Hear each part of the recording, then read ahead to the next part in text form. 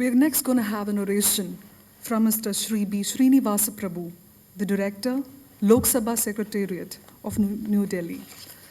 He's now the Director in Lok Sabha Secretariat. He's been with the Lok Sabha for a rich 25 years.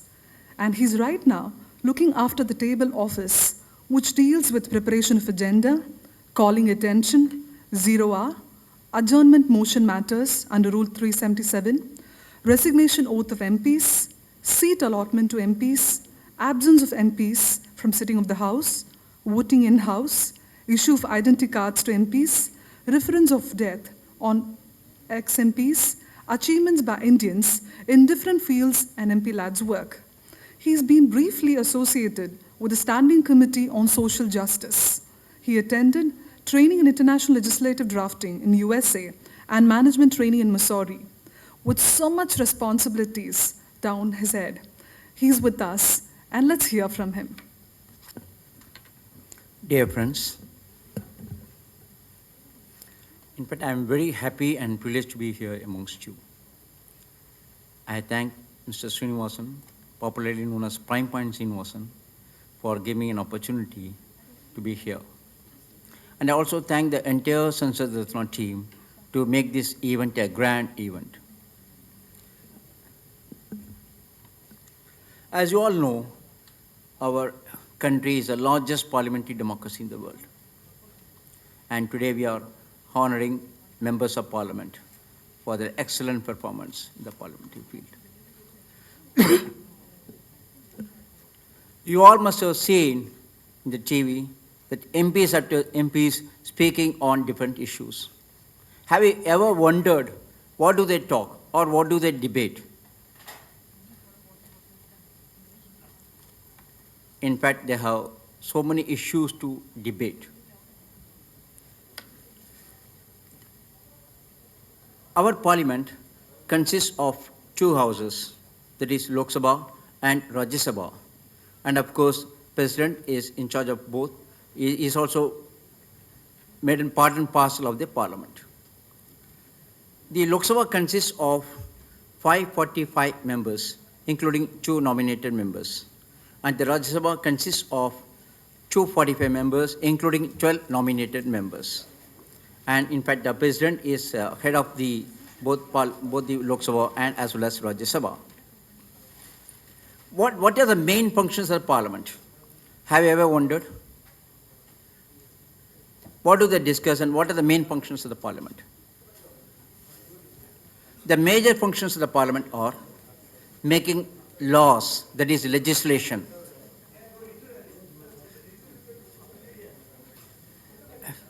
Making legislation, then budget and financial matters, then to discuss national and international issues, then they discuss about the local and constituency issues, then they ask questions, and finally we have committee system.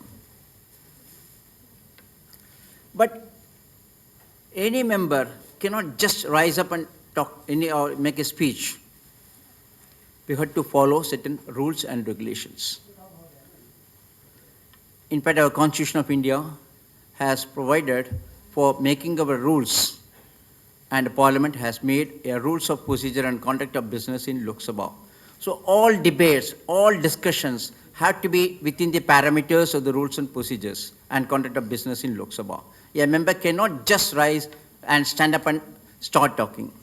He has to give a proper notice. But unlike United Kingdom, we have a written constitution. There is a written constitution and everything has to be in accordance with the Constitution of India. But while making the speeches or participating in the debates, members can speak freely and frankly without any fear, because there is a provision for privilege of members. Anything said within the Parliament cannot be questioned in any court of law.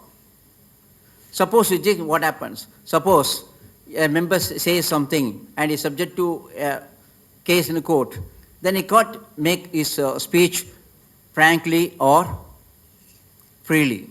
That is why the privilege has been given to members of parliament.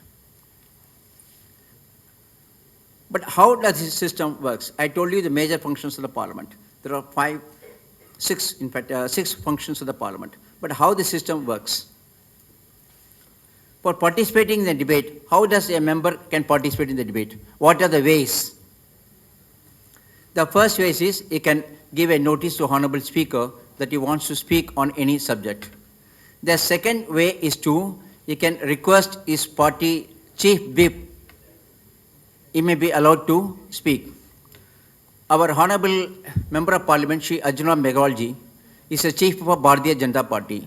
In fact, we have been listening to his speeches during the last Lok Sabha, but ever since he has become chief whip, I'm not lucky to hear his speech. Today, of course, I'll be listening to his speech because he is giving chance to other members.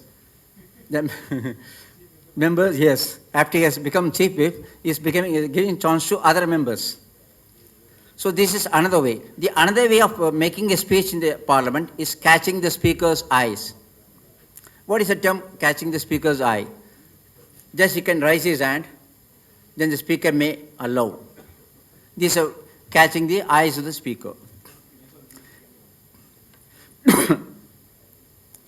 For participating in any discussion or initiating any discussion, a member has to give a notice.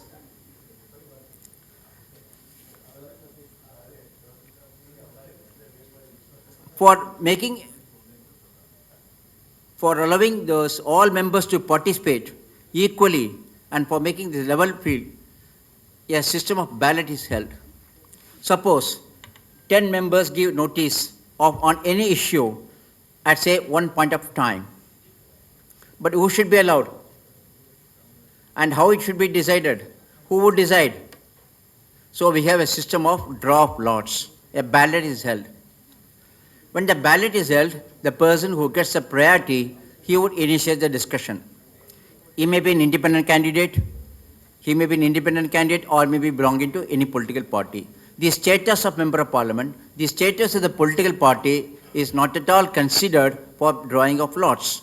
Any member, if he gets a priority, he can initiate the discussion.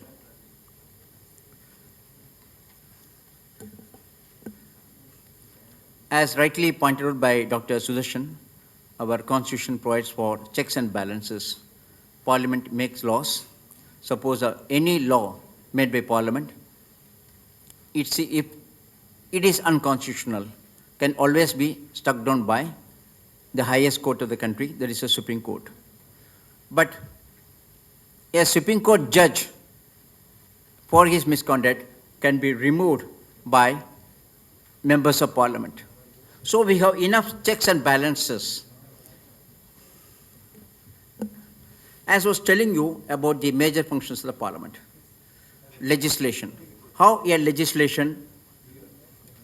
law is made. Have you any idea how a law is made?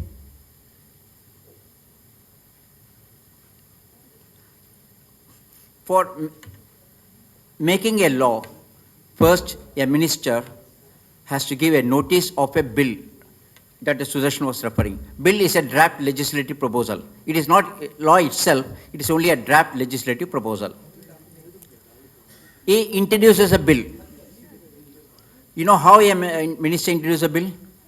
He stand up and say, I seek leave of the House to introduce a bill on such and such subject. Then that motion is put to the House. Once the motion is adopted, then the minister stand up and say, I introduce a bill. That is the first stage of the law. The second stage is discussion. Discussion takes place. Till 1993, all bills which have been introduced used to be taken for discussion. After the committee system was enacted in 1993, now all bills, government bills, which are introduced are referred to as departmental letter standing committee. And what is the benefit of referring a bill to departmental letter standing committee? The committee can consult experts, the committee can consult stakeholders, The committee can get opinion from and suggestions from general public. So these are the main benefits of any bill being referred to as standing committee. When the standing committee makes a recommendation to the parliament, then the bill is taken up for discussion. That is a usual procedure.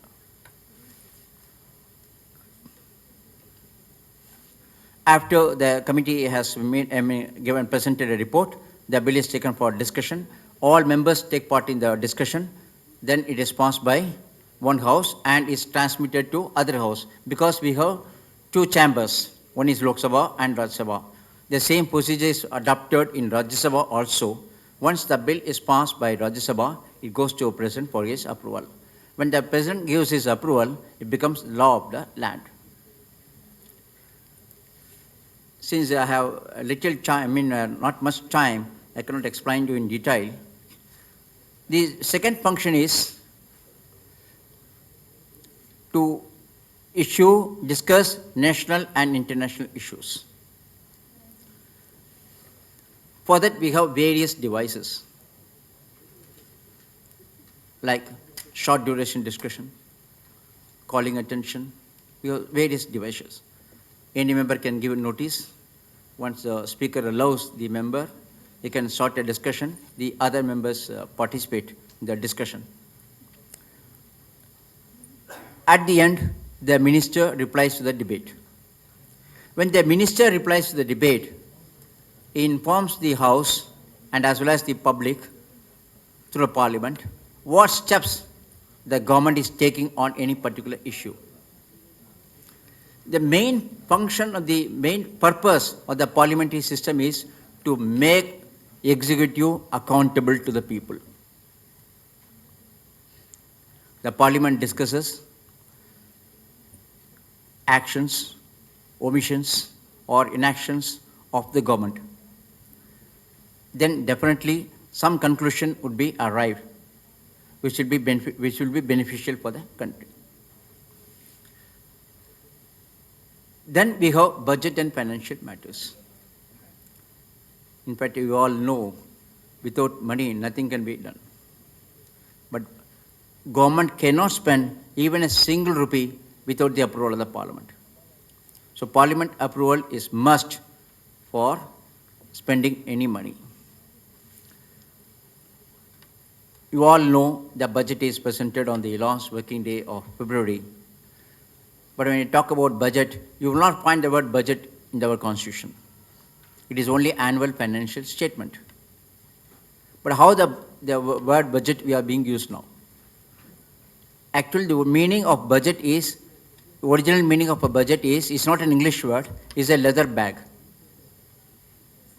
Leather bag, budget. When 300 years back, when Honorable Minister of Finance of United Kingdom was about to present the annual financial statement, some newspaper remarked, what is in store in budget? Because he used to keep the papers of annual financial statement in the budget, meaning the bag. Some newspaper remarked, what is in store in budget? From that day onwards, we use the word budget for annual financial statement. It is presented on the last working day of February. You all know, only when a bill is passed by both houses of Parliament and assented to by the President and becomes a law, then it can be implemented. But in case of a finance bill, which is presented along with the budget, the provisions of the finance, certain provisions, not all, they come into effect from the midnight of the day the bill is introduced. You know what could be the provisions? What are the provisions? Have any idea? Which provisions of the finance bill come into effect from the midnight of the day the bill is introduced without being passed? Excise duty, customs duty, they all come into effect from the midnight of the day the bill is introduced. This is a unique feature of the finance bill. Then the budget is discussed and the demands for various ministries are also get discussed. When the various demands of various ministries are discussed, the whole policy of the ministry can be discussed. Usually what happens is, due to paucity of time, the demands of ministries, all ministries cannot be discussed. So we have a committee, Business Advisory Committee, headed by Honorable Speaker Lok Sabha, and it represents various political parties according to their strength in the Lok Sabha. This committee decides as to what could the ministries should be taken up for discussion and how much time should be allotted.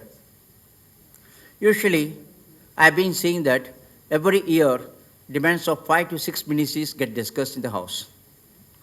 When they discuss the House, the functioning of that ministry gets discussed at a comprehensive level. The minister replies to the debate, and the members, they give suggestions also. The minister usually says that the suggestions should be considered, and definitely those suggestions are do considered by the ministry at a later stage. When the budget is passed by Lok Sabha, it goes to Rajya Sabha, the same procedure is adopted. But one thing I would like to tell you, Rajya Sabha does not have enough financial powers. Of course, I don't have much time to tell you the difference between what is a money bill or a financial bill, but I can tell you briefly that money bill cannot be introduced in Rajya Sabha. It can be introduced only in Lok Sabha. Another function of the parliament is to discuss or to raise matters of local and constituency issues. A member represents about 20 lakh people. There's a lot of problems in his constituency.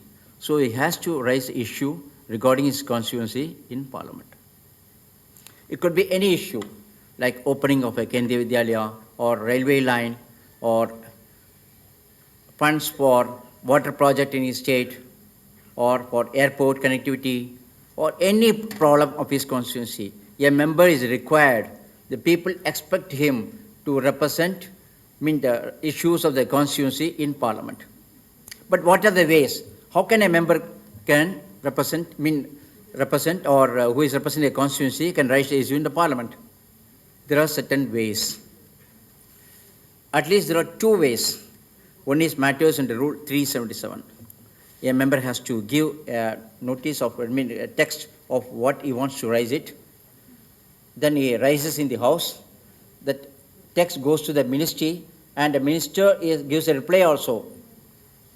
Suppose, for example, a member raises an issue of opening of a Kendriya Vidyalaya in his constituency. The matter goes to the minister, and minister sends a reply to the member, whether it's possible or when it will be possible, and if suppose it's not possible, why it is not possible, or when it will be considered, whether it will be considered or not. Minister sends a reply to the member. And another thing is we have 0 hour. I think we are all aware about 0, what is 0 hour. Usually it's taken up after question hour is over. Members, they have to give notices in the morning. Ballot is held, and members who get priority, they are allowed to raise their issues in the 0 hour. It could be relating to a constituency, it could be relating to a national issue, or it could be an international issue, or any issue. Of course, whenever a member raises 0 hour, it does not get, it does not get response on the floor of the House, because there is no provision for 0 hour in the rules. But sometimes the ministers themselves respond to the issues raised by the members. Then we have questions. This is the most important function of the parliament. The first hour of parliament is always devoted to questions. The questions are always transacted, and the question hour is not suspended.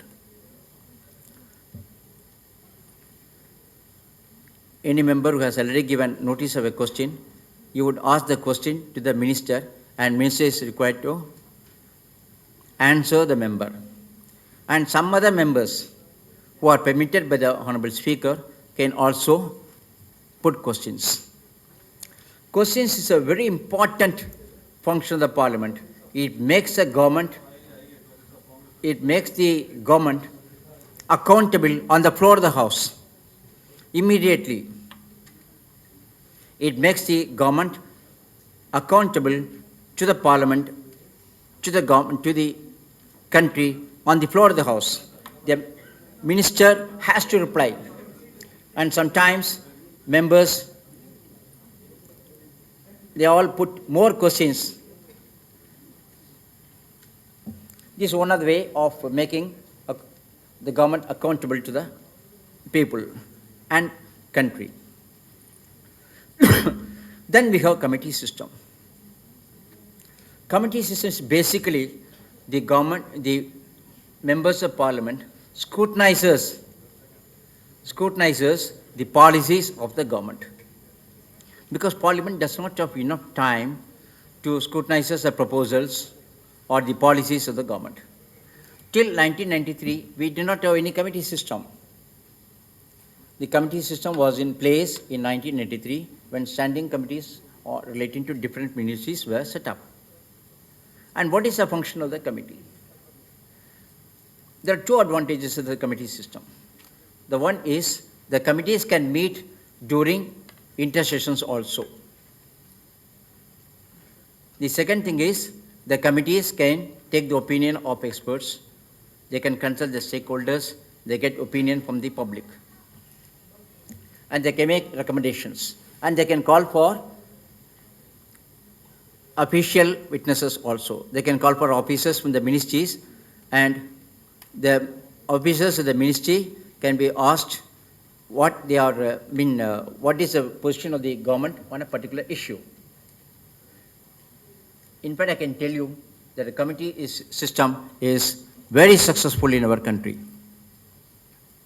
In fact, I can tell you one instance when committee recommended 200 recommendations and the government accepted all those recommendations. So committee system is really success in our country.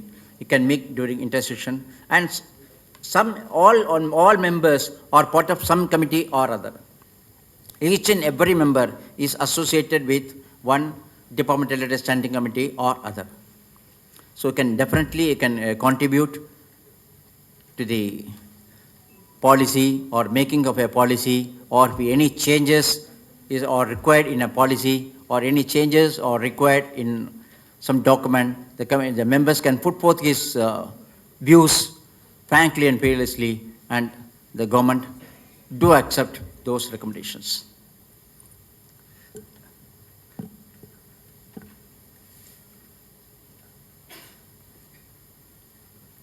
Having said that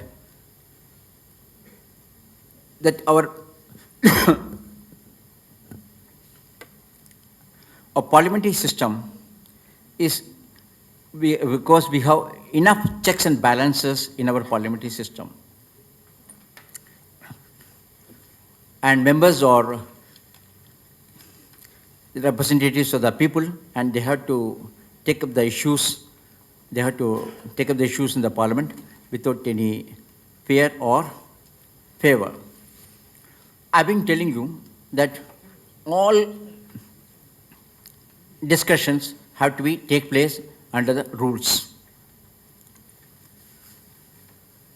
For each and everything, there is a rule. Our rules of procedure is such a comprehensive one, and it anticipates each and every situation and is adaptable to the situation, all situations. There are hardly any situation for there is no rule. Apart from rules of procedure, we have directions also.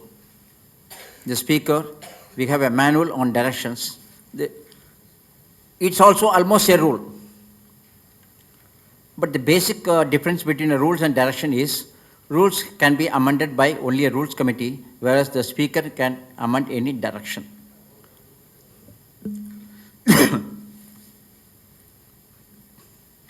And apart from this, we have customs and practices in parliament. Apart from rules or directions, we have customs in parliament. and we follow the customs and conventions very sincerely. Even rules are followed very scrupulously. I tell you one of the customs. Till 1991, the budget was used to be presented at 5 o'clock in the evening. That was a custom. After 1990, it was changed to 11 a.m. now.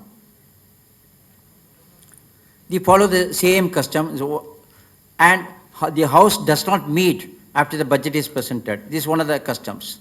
When I'm talking about the custom, I remember one custom of United States of America. See, whenever a general election is held in our country, whenever a general election is country, immediately after the election, the new government takes over. That is a usual practice. But in America, it does not happen. In America, United States of America, the general elections are always held on November 4th. Always held on November 4th. And the president takes oath only on January 20th. That is custom. You know why this custom was followed? When the first president, George Washington, was elected, he was living in Alaska.